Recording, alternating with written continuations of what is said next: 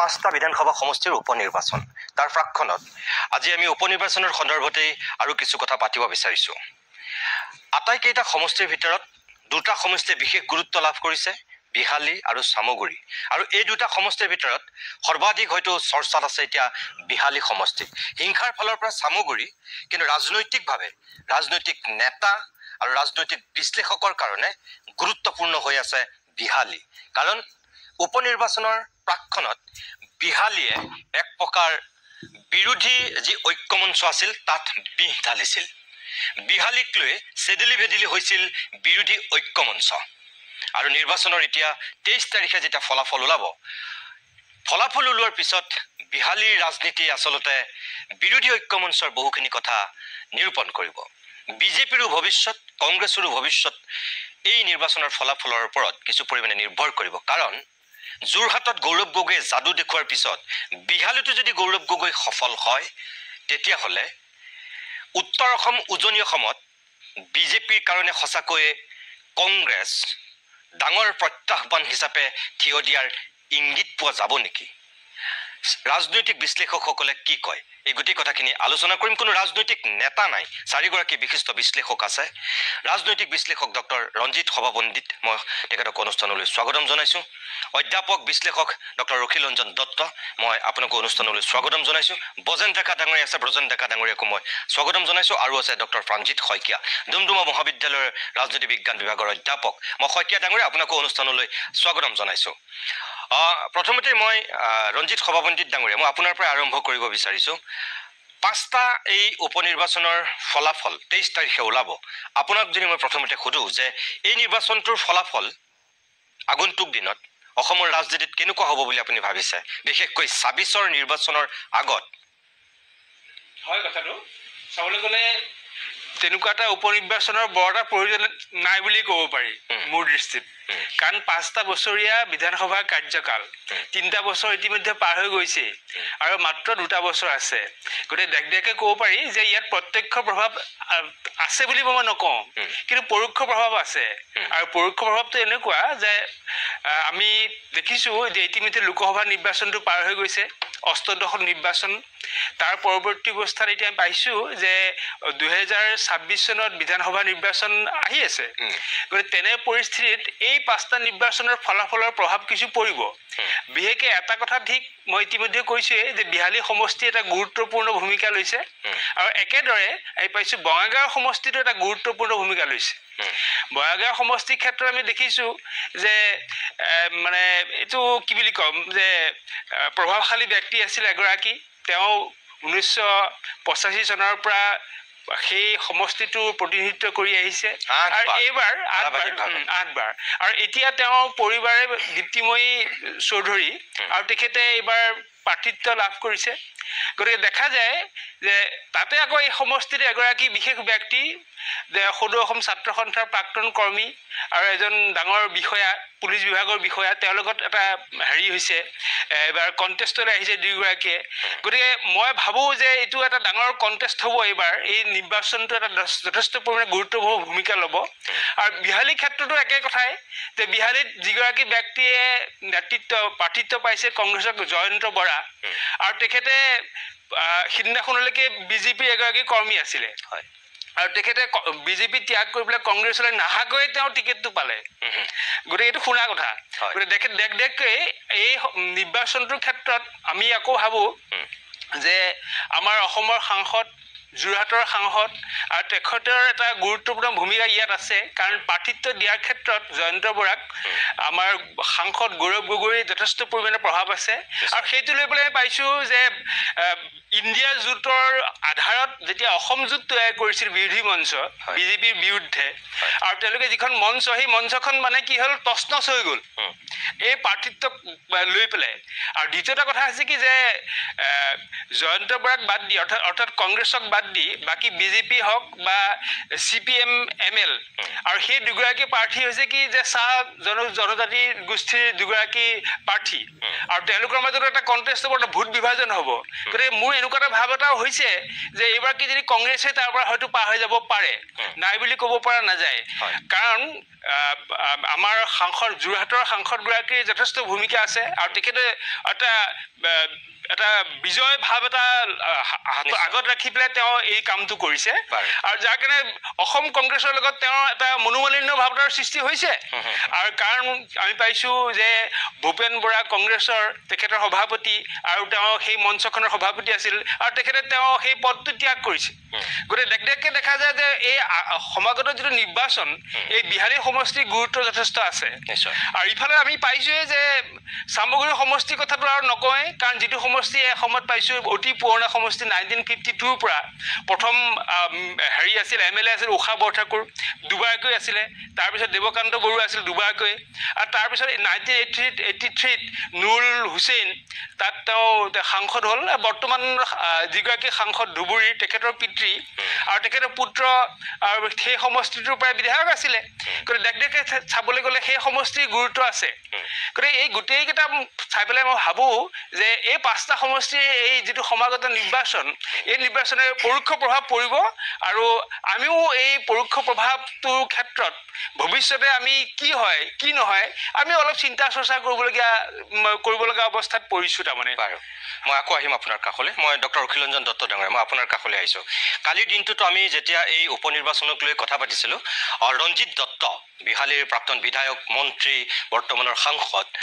তেখেতে কৈছিল যে অসমৰ সংবাদ মাধ্যমেহে বিহালীক বেছিকৈ গুৰুত্ব দিছে, জোখতকৈ বেছি গুৰুত্ব দিছে সংবাদ মাধ্যমে। মই তেতিয়া কৈছিলোঁ যে বিহালীক কিয় গুৰুত্ব দিছে সংবাদ মাধ্যমে? এইকাৰণেই গুৰুত্ব দিছে যে তাত নিৰ্বাচনটো যদিও দিগন্ত ঘাটোৱাৰ জয়ন্ত বৰা আৰু লক্ষ্মীকান্ত কুৰ্মীৰ মাজত হৈছে, আচলতে তাত নিৰ্বাচন খেলিছে পীযুষ হাজৰিকা ভাৰ্চেছ গৌৰৱ গগৈ যেন বা ৰঞ্জিত দত্ত বনাম জয়ন্ত বৰাই। তাত বিজেপিৰ কেণ্ডিডেটজনতকৈ সন্মুখত ৰঞ্জিত দত্ত আছে, ইফালে জয়ন্ত বৰা লগত আছে সন্মুখ সমৰত, দুইজনৰ মাজত ফাইট চলিছে, ঘাটোৱাৰৰ মাজত ফাইট হোৱা নাই। সেইকাৰণে চাগে সংবাদ মাধ্যমে সেই গুৰুত্বটো দিছে। আপুনি কি বুলি ভাবে যে সংবাদ মাধ্যমে বিহালীক জোখতকৈ সঁচাকৈ বেছি গুৰুত্ব দিছে নে স্বাভাৱিকতেই বিহালীয়ে গুৰুত্ব পাইছে? মই ভাবোঁ সংবাদ মাধ্যমে গুৰুত্ব এইকাৰণে দিছে কাৰণ এই সমষ্টিত যি প্ৰতিদ্বন্দ্বিতা হৈছে ৰাজনৈতিকভাৱে অত্যন্ত গুৰুত্বপূৰ্ণ প্ৰতিদ্বন্দ্বিতা হৈছে। মইতো নাভাবোঁ এইটো গৌৰৱ গগৈ বনাম পীযুষ হাজৰিকা নহয়। এই নিৰ্বাচনত যেনেকৈ যোৰহাটৰ ক্ষেত্ৰত এই গোটেই লোকসভা নিৰ্বাচনত সেই নিৰ্বাচন আচলতে গৌৰৱ গগৈ বনাম মুখ্যমন্ত্ৰী ডক্টৰ হিমন্ত বিশ্ব শৰ্মা আছিল, ঠিক সেইদৰে যদিও দেখাত আপাতত এইটোত সেই সমষ্টিত যেনেকৈ যোৰহাট সমষ্টিৰ ক্ষেত্ৰত মুখ্যমন্ত্ৰী ডক্টৰ শৰ্মাই ইমান সক্ৰিয় আছিল যোৰহাট সমষ্টিৰ ক্ষেত্ৰত, বিহালীৰ ক্ষেত্ৰত তেখেত ইমান সক্ৰিয় নহ'লেও মই ভাবোঁ এইটো আকৌ গৌৰৱ গগৈ বনাম ডক্টৰ হিমন্ত বিশ্ব শৰ্মা তেনেকুৱা ধৰণৰ এক ভাৱমূৰ্তিয়ে এই যিটো প্ৰতিদ্বন্দ্বিতা সেই প্ৰতিদ্বন্দ্বিতাৰ জৰিয়তে গঢ়ি উঠিছে। তাতকৈ গুৰুত্বপূৰ্ণ কথা মোৰ ভাৱ হয় গৌৰৱ গগৈয়ে নিজকো জুখি চাব বিচাৰিছে, তেওঁ নিজকো জুখি চাব বিচাৰিছে। যেনেকৈ সেই যোৰহাটৰ প্ৰত্যাহ্বান তেওঁ গ্ৰহণ কৰিছিল আৰু প্ৰত্যাহ্বান গ্ৰহণ কৰি দলীয়ভাৱে সাংগঠনিকভাৱে তেওঁক কোনে কিমান সহায় কৰিছিল দলৰ পৰা সেই কথা স্পষ্ট নাছিল, কিন্তু তেওঁ মানুহৰ মাজলৈ সোমাই গৈছিল আৰু মানুহৰ মাজত এটা বিশ্বাস জন্মিছিল যে গৌৰৱ গগৈ আচলতে পৰৱৰ্তী সময়ত অনাগত দিনত অসমৰ ৰাজনীতিৰ এগৰাকী বৰ্তমানৰ মুখ্যমন্ত্ৰীগৰাকীৰ বা ভাৰতীয় জনতা পাৰ্টীৰ প্ৰধান প্ৰতিদ্বন্দ্বী হিচাপে আগবাঢ়ি আহিছে। আজি বিহালী সমষ্টিটোক তেওঁ কিয় ইমান গুৰুত্বপূৰ্ণভাৱে লৈছে? তেওঁ এইবাবেই লৈছে, মোৰ ধাৰণা হয় যে এই সমষ্টিত তেওঁৰ বিজয়ে এই কথাও সাব্যস্ত কৰিব কংগ্ৰেছৰ শক্তি কিমান আৰু ব্যক্তিগতভাৱে তেওঁৰ নেতৃত্বৰ বা তেওঁৰ যিটো ভাৱমূৰ্তি সেই ভাৱমূৰ্তি কিমান জনসমাজলৈ বা জনসাধাৰণে কিমান দূৰ গ্ৰহণ কৰিছে। আৰু এটা মই ভাবোঁ গুৰুত্বপূৰ্ণ কথা, তেওঁ আকৌ এই বিৰোধী ঐক্যজোঁটটোকো জুখি চাব বিচাৰিছে। কাৰণ বিৰোধী ঐক্যজোঁটৰ কথাটো যদি আমি চাওঁ খুব গুৰুত্বপূৰ্ণ বিৰোধী ঐক্যজোঁট, কিন্তু আমি এই কথাটো মনত ৰখা ভাল যে অসমৰ ক্ষেত্ৰত যিকেইটা বিৰোধী দল আছে তেওঁলোক কিন্তু উত্তৰ প্ৰদেশৰ সমাজবাদী পাৰ্টি বা বিহাৰৰ ৰাষ্ট্ৰীয় জনতা দল নহয় আমাৰ বহু সময়ত তেনেকুৱা ধৰণৰ এটা হেৰি হয় যে বিৰোধী সকলোকে লৈ দল এটা আগবাঢ়িব লাগে কংগ্ৰেছ সেইটো বৰ গুৰুত্বপূৰ্ণ কথা কিন্তু সমান্তৰালভাৱে মই ভাবো এইটো এটা গুৰুত্বপূৰ্ণ কথা যে বিৰোধী মিত্ৰজোঁটৰ যিবিলাক দল আছে তেওঁলোকেও তেওঁলোকৰ সাংগঠনিক কথাটো অলপ বুজি উঠা উচিত আজি বিহালী সমষ্টিত যেতিয়া তেওঁলোকে আকুৰগুজভাৱে মানে তেওঁলোকৰ মাজত যেতিয়া আহিল মই সেইকাৰণে কৈছো গৌৰৱ গগৈয়ে বোধহয় নিজকে জুখি চোৱাৰ সমান্তৰালভাৱে বিৰোধী ঐক্যমঞ্চকো তেওঁ জুখি চাব বিচাৰিছে কিন্তু কংগ্ৰেছে মোৰ এটা বিশ্বাস হয় যে কংগ্ৰেছে অৱশ্যে বোধহয় মানে যিটো ষ্ট্ৰেটেজিকেলি তেওঁলোকৰ এটা মই সীমাবদ্ধতা দেখিছো যে এই আপোনাৰ বঙাইগাঁও যিটো সমষ্টি বঙাইগাঁও সমষ্টিটোত কংগ্ৰেছ আজি 1985 চনৰ পৰা তেওঁলোকতো আগবাঢ়ি আহিব পৰা নাই গতিকে বঙাইগাঁও সমষ্টিৰ ক্ষেত্ৰত মিত্ৰতাৰ এটা প্ৰশ্ন আগবঢ়াই মোৰ বোধেৰে বিহালীৰ ক্ষেত্ৰত এটা সিদ্ধান্তলৈ আহিব পাৰিলেহেঁতেন নেকি তেনেকুৱা এটা মোৰ ভাৱ হয় মই শেষত এইটোৱে ক'ম এইটো এটা অত্যন্ত গুৰুত্বপূৰ্ণ কথা 2024 নিৰ্বাচনত ই কিমান প্ৰভাৱ পেলাব সেইটো ডাঙৰ কথা নহয় কিন্তু গৌৰৱ গগৈ ৰাজনৈতিকভাৱে কিমান পৰিপক্ক সাংগঠনিকভাৱে তেওঁ কিমান পৰিপক্ক আৰু তেওঁ কিমান প্ৰত্যাহ্বান দিব পাৰিছে এই কথাটো কিন্তু এই নিৰ্বাচনে প্ৰমাণ কৰিব ধন্যবাদ জনাইছো মই ব্ৰজেন ডেকা ডাঙৰীয়া যেনেকৈ বিহালীক আমি এনেকৈ গুৰুত্ব দিছো বঙাইগাঁৱৰ কথাটো একেতে কৈছে মই ভাবো চিডলিৰো এটা গুৰুত্ব আছে এই কাৰণে যে 25ত বিটিএডি নিৰ্বাচন আছে বিটিআৰৰ নিৰ্বাচনত বিপিএফ বনাম ইউপিপিএল এখন যুদ্ধ হৈছে তাত কংগ্ৰেছো আছে কিন্তু মূলতঃ চাগে যুঁজখন এই দুটা মাজতে হ'ব আমাৰ 26ত বিধানসভা নিৰ্বাচন কিন্তু বিটিআৰৰ নিৰ্বাচন 25তে আছে গতিকে চিডলিৰ নিৰ্বাচনটোৰ ওপৰতো আপুনি নাভাবেনে যে বিটিআৰৰ নিৰ্বাচনৰ বহুখিনি কথা নিৰ্ভৰ কৰিছে আচলতে ঠিক নিৰ্বাচনৰ আগতেই হাগ্ৰামা মহিলাৰী আৰু প্ৰমোদ বড়োক লগ লগাই এটা শক্তিত পৰিণত কৰাৰ কথাও অলপমান ওলাইছিল মানে সেইটো হৈ গ'লেতো যদি সেই শক্তিটো যদি বিজেপিৰ লগত থাকে তেনেহ'লেতো বিটিআৰৰ ইলেকশ্যনটো আগতেই ঘোষণা কৰি দিব পৰাই গ'ল হয় কিন্তু যদি হাগ্ৰামা মহিলাৰী আৰু প্ৰমোদ বড়োৰ মাজৰ যদি প্ৰতিদ্বন্দ্বিতা হয় তেতিয়া চিডলিত কোন জয় হৈছে সেইটোৱে পালন কৰিব পাৰে কিন্তু মই ভাবো যে তাতকৈ বেলেগ কিছুমান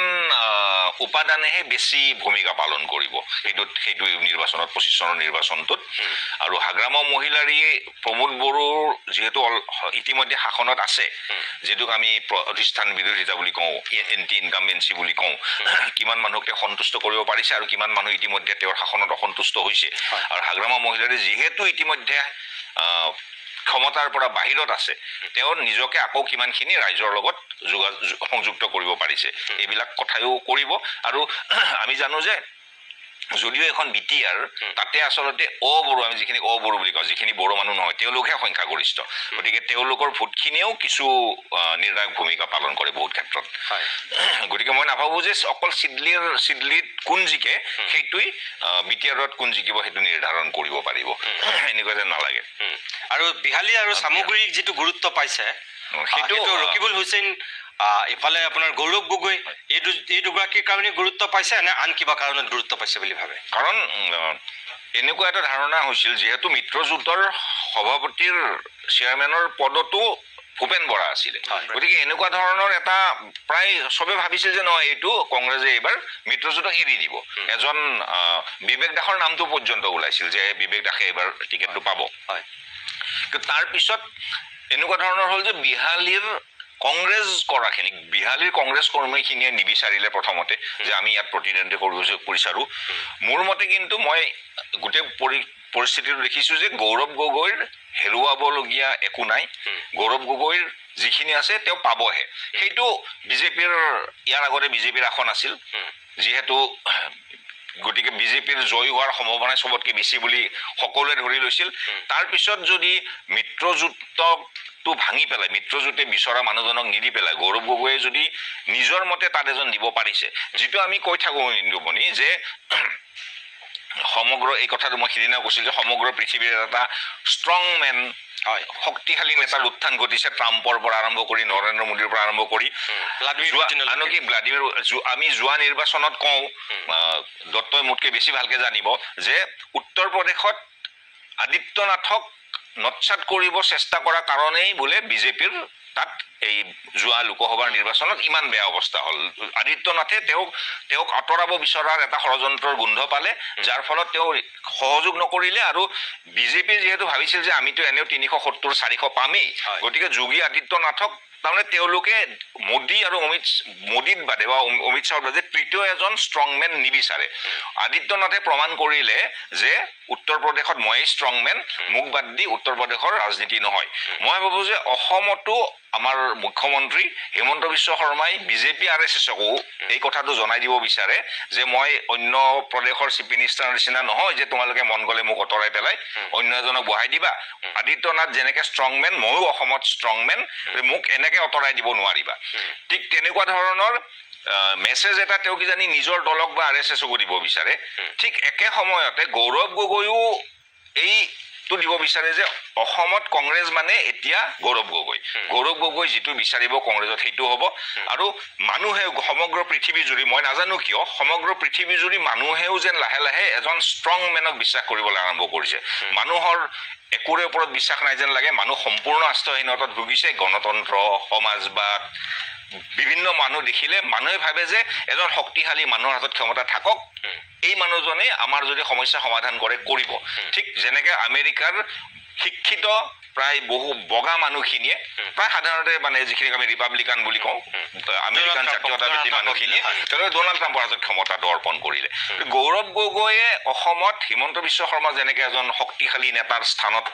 নিজকে অধিষ্ঠিত কৰিব বিচাৰে গৌৰৱ গগৈয়ে চেষ্টা কৰিছে এইটো প্ৰমাণ কৰিবলৈ যে অসমত ময়ো এজন ষ্ট্ৰংমেন গতিকে তুমি কোৱাৰ নিচিনা উজনি অসম মধ্য অসম উত্তৰ অসমখন যদি গৌৰৱ গগৈৰ পাছফত থিয় হয় আৰু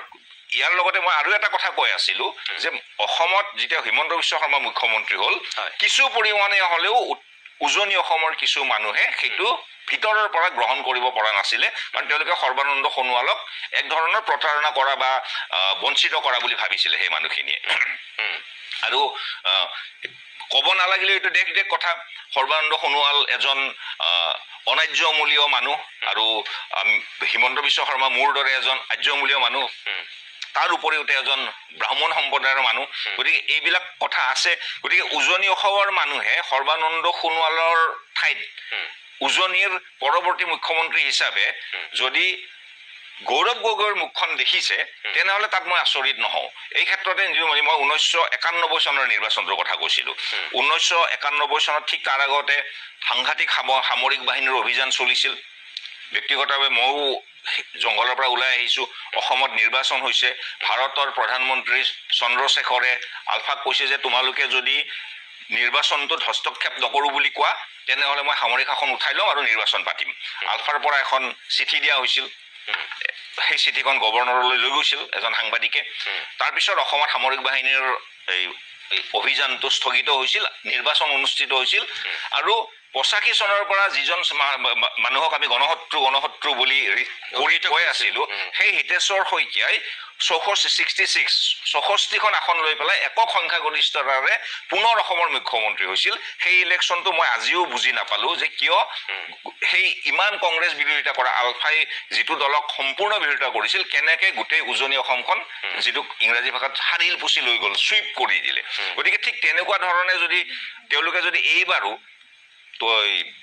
গৌৰৱ গগৈৰ মুখখনত যদি পৰৱৰ্তী মুখ্যমন্ত্ৰীজন দেখা পাইছে উজনিয়ে উত্তৰ অসমে মধ্য অসমে মই অলপ আচৰিত নহওঁ আৰু গৌৰৱ গগৈয়ে হয়তো সেইটো দেখিছে আৰু তেওঁ নিজকে সেই স্থানটোত অধিষ্ঠিত কৰিব বিচাৰিছে যিটোৰ বাবে তেওঁ প্ৰমাণ কৰিব লাগিব যে কংগ্ৰেছ দল মোৰ মতে চলে গতিকে বিহালীত তেওঁ সেই সম্পৰীক্ষাটো কৰিব চেষ্টা কৰিছে আৰু তেওঁৰ হেৰুৱাবলগীয়া একো নাই তেওঁ যিখিনি হ'ব তেওঁ জিকিবই নিশ্চয় সামগুৰিত হ'ল কি সামগুৰিত যেতিয়া দুজন শত্ৰু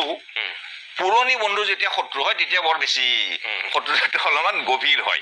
এই ৰকিবুল হুছেইন আৰু হিমন্ত বিশ্ব শৰ্মাই তৰুণ গগৈৰ দিনত কেইবাটাও নিৰ্বাচন পৰিচালনা কৰিছিল তৰুণ গগৈৰ এটা অলপমান কৰ্পৰেট ষ্টাইল আছিল তেওঁ চিঅ'ৰ নিচিনাকৈ বহি থাকে আৰু বেলেগ মানুহক কাম কৰিব দিয়ে হিমন্ত বিশ্ব শৰ্মা আৰু ৰকিবুল হুছেইনে চলাইছিল আৰু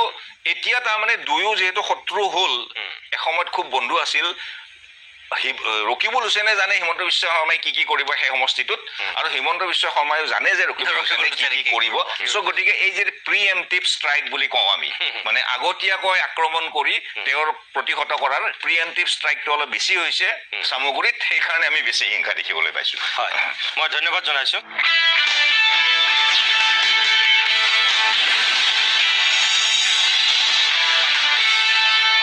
কাইলৈ 5টা বিধানসভা সমষ্টিৰ উপনিৰ্বাচন আৰু তাৰ প্ৰাক্ষণত আজি আমি এই উপনিৰ্বাচনক লৈ কিছু কথা পাতিছোঁ কোনো ৰাজনীতিবিদ নাই 4গৰাকী ৰাজনৈতিক বিশ্লেষক 5টা সমষ্টিৰ সন্দৰ্ভত তেখেতসকলে নিজা বিশ্লেষণ আগবঢ়াইছে মই পোনে ডক্টৰ প্ৰাণজিৎ শইকীয়াৰ কাষলৈ যাব বিচাৰিছোঁ ডুমডুমা মহাবিদ্যালয়ৰ ৰাজনীতি বিজ্ঞান বিভাগৰ অধ্যাপক তথা বিশ্লেষক শইকীয়া মই আপোনাক স্বাগতম জনাইছোঁ ষ্টুডিঅ'ৰ অতিথিসকলৰ বক্তব্য নিশ্চয় আপুনি শুনিছে এই 5টা সমষ্টিক লৈ আপোনাৰো নিজস্ব এক দৃষ্টিভংগী আছে চাগে বিশ্লেষণ আছে আপুনি বাতৰি কাকতত লিখিছে বাৰু আমি মন কৰিছোঁ সামগ্ৰিকভাৱে বিহালী আৰু চামগুৰিয়ে যিটো গুৰুত্ব পাইছে আমি কৈছোঁই যে কিয় গুৰুত্ব পাইছে আপোনাৰ দৃষ্টিত ইয়াৰ উপৰিও কিবা বিশেষত্ব আছেনে এই উপনিৰ্বাচনক লৈ নিঃসন্দেহে একচুৱেলি প্ৰতিটো নিৰ্বাচনেই প্ৰতিটো ৰাজনৈতিক দলৰ বাবে বা প্ৰতিটো কনষ্টিটুৱেঞ্চি প্ৰতিটো ৰাজনৈতিক দলৰ বাবে যথেষ্ট গুৰুত্বপূৰ্ণ আৰু এইবাৰ বিশেষকৈ বিহালী আৰু আমি চামগুৰিত এক বিশেষ ধৰণৰ গুৰুত্ব লাভ কৰা দেখিবলৈ পাইছোঁ প্ৰথম কথাটো হৈ গ'ল কি যে বিহালী সমষ্টি গুৰুত্ব এইকাৰণেই লাভ কৰিছে যে বিহালী সমষ্টিটো গৌৰৱ গগৈ ডাঙৰীয়াৰ কাৰণে এক মানে প্ৰত্যাহ্বান হিচাপে তেওঁ গ্ৰহণ কৰিছে কাৰণ তেওঁ যিধৰণে লোকসভাৰ নিৰ্বাচনত কিছুদিন পূৰ্বে অনুষ্ঠিত হোৱা লোকসভা নিৰ্বাচনত তেওঁ যিধৰণে জয়লাভ কৰিলে সেই জয়লাভৰ যিটো ধাৰা আছিলে সেই ধাৰাটো তেওঁ পুনৰবাৰ তেওঁ কণ্টিনিউ কৰিব পাৰে নে নোৱাৰে সেইটো এই নিৰ্বাচনে তেওঁক মানে দেখুৱাই দিব যে যদি তেওঁ সঁচাকৈ এগৰাকী খুব পৰিপক্ক ৰাজনীতিবিদ বা খুব এগৰাকী চিন্তাশীল ৰাজনীতিবিদ বা তেওঁ ৰাজনৈতিকভাৱে খুব ষ্ট্ৰেটেজি মানে তৈয়াৰ কৰিব পৰা এজন ৰাজনীতিবিদ তেনেহ'লে তেওঁ নিশ্চিতভাৱে এই বিহালী সমষ্টিত তেওঁ সফলতা লাভ কৰিব পাৰিব কিন্তু কথাটো হৈ গ'ল কি যে মই দুটা দিশৰ পৰা আপোনাক মই এই গোটেই কথাখিনি ক'ব বিচাৰিছোঁ যে প্ৰথম কথাটো হ'ল যে আমাৰ ঐতিহাসিক যিখিনি ষ্টেটিষ্টিকেল যিখিনি ডাটা সেই ডাটাই কি কয় আৰু দ্বিতীয় কথাটো হ'ল যে বৰ্তমান প্ৰেক্ষাপটত চলি থকা যিটো ৰাজনৈতিক পৰিৱেশ সেই পৰিৱেশে কি কয় আমি যদি 2014 চনৰ পৰা বিহালী সমষ্টিত চাবলৈ যাওঁ ষ্টেটিষ্টিকেল ডাটা তেনেহ'লে আমি দেখিবলৈ পাম যে প্ৰত্যেকটো নিৰ্বাচনতেই বিজেপি দলে আন যিখিনি দল আছিলে সেই দলখিনিক আউটস্মাৰ্ট কৰি আহিছে বিশেষকৈ আপুনি যদি চাই 2014 চনৰ যিটো এছেম্বলি পাৰ্লিয়ামেণ্টাৰী ইলেকশ্যন বা 2016 চনৰ এছেম্বলি ইলেকশ্যন বা তাৰ পৰৱৰ্তী যিখিনি নিৰ্বাচন অনুষ্ঠিত হৈছে সেই নিৰ্বাচনখিনিত কিন্তু বিজেপি দলে জয়লাভ কৰিছে আৰু ষ্টেটিষ্টিকেল ডাটাৰ ফালৰ পৰা চাবলৈ গ'লে বিজেপি দল এক সুবিধাজনক স্থিতিত আছে এটা মানে কি আমি ক'ব পাৰোঁ যে এটা তেওঁলোক কিছু এডভান্টেজ তেওঁলোক এটা চিটুৱেশ্যনত আছে কিন্তু কথাটো হৈ গ'ল কি যে কিন্তু বৰ্তমানৰ যিটো পৰিৱেশে কিন্তু সেই বস্তুটো আমাক দেখুওৱা নাই প্ৰথম কথাটো হৈ গ'ল কি যে তাত যি দুগৰাকী কেণ্ডিডেট থিয় হৈছে সেই কেণ্ডিডেট দুগৰাকীৰ মাজত এগৰাকী বাহিৰৰ বুলি সাধাৰণতে কংগ্ৰেছৰ যিজন কেণ্ডিডেট আছে তেওঁ অভিযোগ কৰি আহিছে এতিয়া তেওঁ কৈছে যে তেওঁ দিগন্ত খাটোৱাৰ হয় তেওঁ বাহিৰৰ প্ৰাৰ্থী আৰু জয়ন্ত বৰাই কৈছে যে মই লোকেল মই বিহালী সমষ্টিৰ হয় মই বিহালীত সমষ্টিৰ প্ৰতি চুক কোন মই ভালকৈ চিনি পাওঁ গতিকে মোক তেখেতক জয়লাভ কৰাব লাগে বুলি কথাটো কৈছে কিন্তু কথাটো হৈ গ'ল কি যে এতিয়া এই গোটেই বিষয়টো আচলতে তেওঁলোক দুজনতকৈ কিছু পৰিসৰত বৃহৎ হৈ পৰিছে তেওঁলোকৰ যিটো প্ৰতিদ্বন্দ্বিতা কাৰণ কেলৈ গৌৰৱ গগৈ ডাঙৰীয়াই এইটো ভাবিছে যে তেওঁ যদি এইবাৰ নিৰ্বাচনত কংগ্ৰেছ দলৰ প্ৰাৰ্থীগৰাকীক জয়লাভ কৰাব পাৰে তেনেহ'লে তেওঁ অসম কংগ্ৰেছত বা অসমত তেওঁ এগৰাকী এক অবিসম্বাদী নেতা হিচাপে তেওঁ নিজকে প্ৰতিষ্ঠা কৰিব পাৰিব কিন্তু তাৰ কাৰণে তেওঁ যিটো আমাৰ বিৰোধী ঐক্য আছিলে সেই বিৰোধী ঐক্য তেওঁ মানে তেওঁলোক তাৰ পৰা ফাটি আহিলে আৰু তেওঁলোকে নিজাববীয়াকৈ প্ৰাৰ্থী ঘোষণা কৰিলে কিন্তু মই ভাবোঁ যে এই মুহূৰ্তত কংগ্ৰেছ দলে যদি সেইটো নকৰি যদি সমিল মিলেৰে তেওঁলোকে আগবাঢ়িলেহেঁতেন নহয় তেনেহ'লে হয়তো বেছি ভাল ৰিজাল্ট লাভ কৰিলেহেঁতেন এতিয়া যদি আপুনি চাই আপুনি যদি পূৰ্বৰ তথ্য যদি উঠাই চায় তেনেহ'লে আপুনি দেখিব যে 2021 চনত জয়ন্ত বৰাই নিৰ্দলীয় প্ৰাৰ্থী হিচাপে লাভ কৰিছিলে 22.57% ভোট আৰু CPIMৰ যি বিবেক দাস আছিলে তেওঁ লাভ কৰিছিলে 20.47% ভোট আৰু বিজেপি দলৰ ৰঞ্জিত দত্ত ডাঙৰীয়াই লাভ কৰিছিলে 50.93 ভোট সেইফালৰ পৰা চাবলৈ গ'লে যদি আমি বিৰোধী পক্ষৰ যদি ভোটখিনি লগাই দিওঁ তেনেহ'লে তাতকৈ ৰঞ্জিত দত্তৰ ভোটটো বাঢ়ি আছিলে গতিকে তেওঁলোকে এই মুহূৰ্তত কি কৰিব লাগিছিলে যে তেওঁলোক একত্ৰিত হৈ থাকিব লাগিছিলে কাৰণ আপুনি দেখিব যে 2019 চনৰ যিটো আমাৰ 2024 চনৰ যিটো লোকসভা নিৰ্বাচন আছিলে তাত এই যে ইণ্ডিয়া গোট গঠন হ'ল তেওঁলোকে সৰু সৰু বিভিন্ন ৰাজনৈতিক দলৰ লগত মানে ৰাজনৈতিক দলক একত্ৰিত কৰিবলৈ তেওঁলোকে কি কৰিছিলে এই যিটো ভোট বিভাজনৰ যিটো ধাৰা আছিলে সেই ভোট বিভাজনৰ ধাৰাটো বন্ধ কৰিছিলে যাৰ ফলত তেওঁলোকে কংগ্ৰেছ দলে নিজাববীয়াকৈ 99খন আসন লাভ কৰিবলৈ সক্ষম হৈছিলে আৰু সামগ্ৰিকভাৱে ইণ্ডিয়াই 240খন ভোট লাভ 240খন আসন তেওঁলোকে আসন লাভ কৰিবলৈ সক্ষম হৈছিলে যিটোৱে নেকি আমাক এটা মানে কি আগৰ যিটো একচেটিয়া ৰাজনীতি আছিলে সেইটোৰ পৰা আঁতৰি পেলাই এক প্ৰতিদ্বন্দ্বিতামূলক যি ৰাজনীতি সেই ৰাজনীতি পুনৰ ভাৰতবৰ্ষত প্ৰতিষ্ঠা কৰিছিলে কিন্তু এইবাৰ সেইটোকে নকৰি তেওঁলোকে কি কৰিলে যে নিজাববীয়াকৈ কেণ্ডিডেট দিলে আৰু যিখিনি বিৰোধী পক্ষৰ বিৰোধী যিখিনি যিটো মৰ্চা আছিলে সেই মৰ্চাটোক তেওঁলোকে কিছু পৰিমাণে গুৰুত্বহীন কৰি পেলাবলৈ যেন চেষ্টা কৰিলে তেনেকুৱা নিচিনা কোনো ৰঞ্জিত শইকীয়া আপুনি যিটো কথা কৈছে ডক্টৰ শইকীয়া আপুনি যিটো কথা কৈছে হয় একগোট হৈ থকা হ'লে ভাল আছিল কিন্তু গৌৰৱ গগৈয়ে আপত্তি এটাতেই কৰিছিল যে বিহালীৰ যিগৰাকী প্ৰাৰ্থী আছিল বিবেক দাস তেওঁক লৈ আপত্তি কৰিছিল প্ৰথম অৱস্থাত প্ৰাৰ্থী সলাই দিয়াৰ কথা কৈছিল তাৰপিছত যি তিনিগৰাকীৰ নাম বিৰোধী ঐক্য মঞ্চই দিলে সেয়াও গৌৰৱ গগৈ আৰু কংগ্ৰেছৰ পচন্দ নহ'ল এইকাৰণে হয়তো গৌৰৱ গগৈ পচন্দ নহ'ল কাৰণ তেওঁ ইনচাৰ্জ আছিল বিহালী সমষ্টিৰ আৰু তেওঁ তাত গৈ পেলাই ঘূৰিছিল বুজি লৈছিল তাৰপিছত তেওঁ চাগে ভাবিছিল যে যদি তেনেকুৱা প্ৰাৰ্থীক আমি দি দিওঁ তেনেহ'লে ৱাক অভাৰ দি দিয়া হ'ব বিজেপিক আৰু সকলোৱে ভাবি লৈছিল যে বিজেপি জিকিবই বুলি নিৰ্বাচনৰ আগত সেই সমষ্টিটো ইমান প্ৰত্যাহ্বান হ'ব বুলি আপুনি ভাবিছিলনে গৌৰৱ গগৈ এই স্থিতি লোৱাৰ কাৰণে চাগে আজি এই প্ৰত্যাহ্বানৰ মুখামুখি হ'ল আৰু যদি এই শক্তিশালী কেণ্ডিডেট নিদিলেহেঁতেন তেনেহ'লে এই 5টা সমষ্টিৰ ভিতৰত 1 নম্বৰ বিহালী চকুমুদি জিকিলেহেঁতেন বুলি ধৰি ল'লেহেঁতেন কাৰণ বিবেক দাসে তাৰ আটাইতকৈ শক্তিশালী প্ৰাৰ্থী হিচাপে সেই সময়লৈকে চিহ্নিত হৈছিল আৰু বিবেক দাসৰ ওপৰত গৌৰৱ গগৈ কোনো ভৰসা নাছিল যাৰ কাৰণে সেই মিত্ৰতাটো নীতিকিলগৈ নাই কথাটো এনেকুৱা ধৰণে আপুনি চাওক যে যদি বিৰোধী পক্ষৰ যদি ধৰক বিৰোধী ঐক্য মঞ্চ ৰক্ষাৰ ক্ষেত্ৰত যদি তেওঁলোকে এগৰাকী উভৈহতীয়া প্ৰাৰ্থী থিয় কৰালেহেঁতেন আৰু সেই প্ৰাৰ্থীগৰাকীৰ পিছত যদি সকলোৱে যদি সমস্ত শক্তি লগাই দিলেহেঁতেন তেনেহ'লে হয়তো প্ৰতিদ্বন্দ্বিতা নিশ্চিতভাৱে শক্তিশালী হ'লহেঁতেন সেইটো তেনেকুৱা কোনো কথা নাইকিয়া কাৰণ পূৰ্বতে তেনেকুৱা ধৰণৰ কোনো মৰ্চা নাছিলে কাৰণে বিবেক দাসে বেলেগে খেলিছিলে জয়ন্ত বৰাই বেলেগে খেলিছিলে বা নিৰ্বাচন প্ৰতিদ্বন্দ্বিতা কৰিছিলে বা আমাৰ ৰঞ্জিত দত্ত ডাঙৰীয়াই বেলেগ ধৰণে প্ৰতিদ্বন্দ্বিতা কৰিছিলে সেইকাৰণে এটা দুৰ্বলতা এটা দেখিবলৈ পোৱা গৈছিলে কিন্তু যদি এতিয়া মই এইকাৰণেই কৈছোঁ যে এই যিটো নিৰ্বাচন এই নিৰ্বাচনৰ কিন্তু মানে আমাৰ 2026ৰ কাৰণে কিন্তু এটা ছেমিফাইনেল সদৃশ হৈ 2026ৰ বিধানসভাৰ কাৰণে এটা ছেমিফাইনেল সদৃশ হৈ পৰিছে কাৰণ ইয়াৰ জয় পৰাজয়টোৱে কিন্তু 2024ৰ লোকসভাৰ যিটো নিৰ্বাচনত ফলাফল সেই ফলাফলক কিন্তু মানে এটা কি কৰিব জাষ্টিফিকেশ্যন এটা দিব যে যদি বিহালীত যদি বিজেপি দল বাই চান্স জিকি যায় তেনেহ'লে বিজেপি দলৰ যিটো আধিপত্য সেইটো অধিক পৰিমাণে তেওঁলোকৰ বৃদ্ধি পাব বা যদি গৌৰৱ গগৈ জিকি যায় তেনেহ'লে মানে কংগ্ৰেছ দল যদি জিকি যায় তেনেহ'লে গৌৰৱ গগৈৰ যিটো ৰাজনৈতিক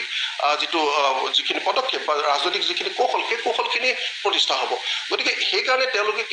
কিন্তু সেইটোকে নকৰি যদি তেওঁলোকে মানে আমাৰ যিখিনি